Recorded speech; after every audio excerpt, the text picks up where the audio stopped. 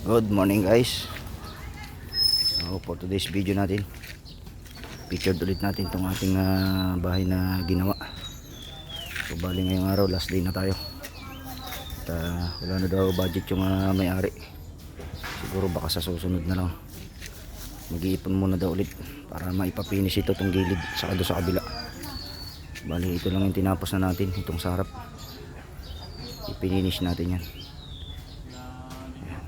So bali tatapusin lang natin yung kantuhan na yan sa likod, saka itong dito sa likod. Bali next time natin itutuloy yung paggawa nito.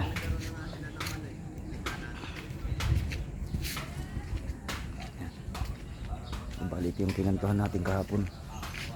Pag-posting na to hindi natin natapos at makapal kasi dito yung side na to kapal yan.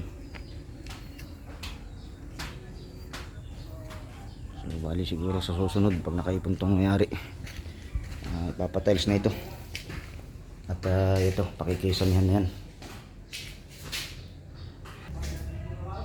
So nakompleto naman na natin lahat dito sa kwarto. Okay na mga bintana at itong pinto yan, may kabit na natin.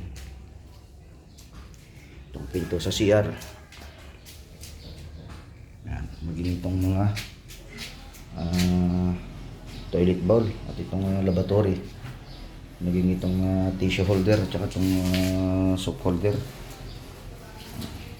So dito naman sa kusina, ito nakabit na natin itong lababo.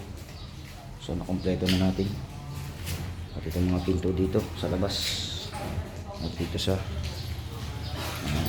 road. Bali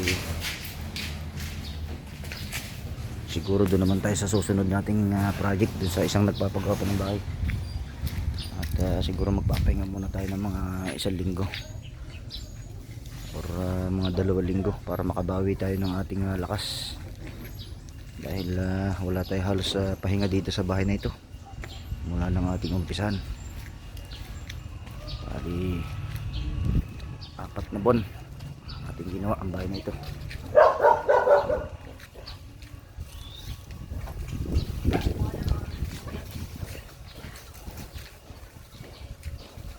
Apat na buwan, 2-3 tao lang ang gumawa. Madalas ay dadalwa.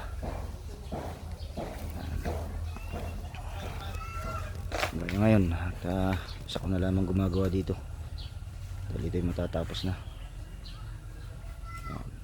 So marami pa rin kulang dito, palitada pa rito sa paligid, tiles saka yung kisame at pintura, marami pa. At bakod pa nga pala, papagawa pang bakod dito may-ari nito. Hindi po pwedeng walang bakod tong kanilang bahay dahil may mga kalapit silang mga lote-lote at saka madalas silang wala sa bahay, kaya kailangan ang bahay ay may sariling bakod. Yan. Bali itong kanilang step dito sa harap bahay siguro sa susunod na dito. Yan, bali 50 cm ang taas nito.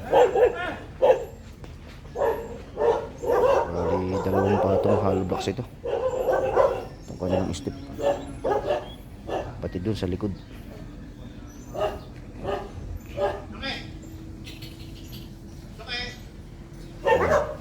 Lagyan pa rin natin yun pati dun sa likod kung natitira.